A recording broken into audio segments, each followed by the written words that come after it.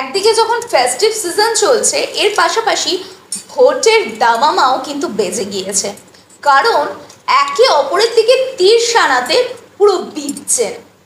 অপরদিকে আমরা দেখতে পাচ্ছি সুকান্ত মজুমদার বিজেপির, তিনি কল্যাণ বন্দ্যোপাধ্যায়কে এবার নিশানায় দাগলেন, বললেন কল্যাণ বন্দ্যোপাধ্যায়ের মতো ছুঁচোদেরকে ভয় পাবেন না, কোট আনকোট।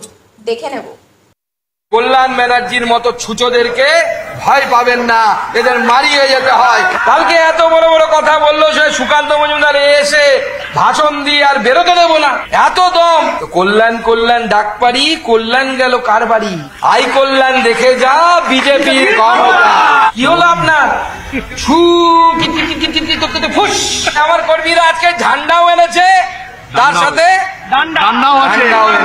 ভোট কি আর দিয়ে গেলাম, এই ঝান্ডা আর ডান্ডার বাণী তৃণমূলকে শোনাতে হবে। পুলিশ যদি নিরপেক্ষ হয়ে যায় 15 মিনিট লাগবে না, পশ্চিমবঙ্গের সব তৃণমূল কংগ্রেস কার্যালয় বন্ধ হয়ে যাবে। তাহলে কল্যাণ দা এরপরে যদি খেলতে ডাকে, আমি শ্রীরামপুরের কর্মীদেরকে বলে দিচ্ছি ভালো করে খেলবে।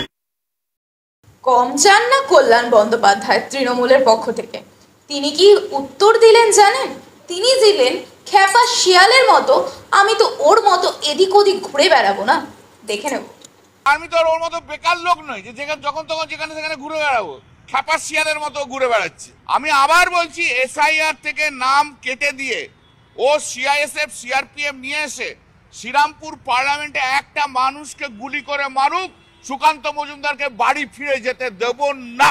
ওর বাবা নরেন্দ্র মোদী পারবে না ওকে বাড়ি ফিরে নিয়ে যেতে। হঠাৎ করে চলে গেছে, তুই নোটিশ দিয়ে দিতে পারছিস, আমিও চলে যেতাম, দেখতাম ওকে। ও তো সেই হিম্মত হয়নি। ছুঁচো মেরে হাত গন্ধ করবো কেন আজকে? সুকান্ত তুই আয়, ডান্ডা দিয়ে মারবি আয়, আমি তোকে ডান্ডা কোথায় পড়তে হয় দেখিয়ে দেবো। মোদী যতদিন আছে ততদিন এগুলো রয়েছে, মোদী না থাকলে কুকুর বিড়ালে সুকান্তদের টেনে নিয়ে চলে যাবে।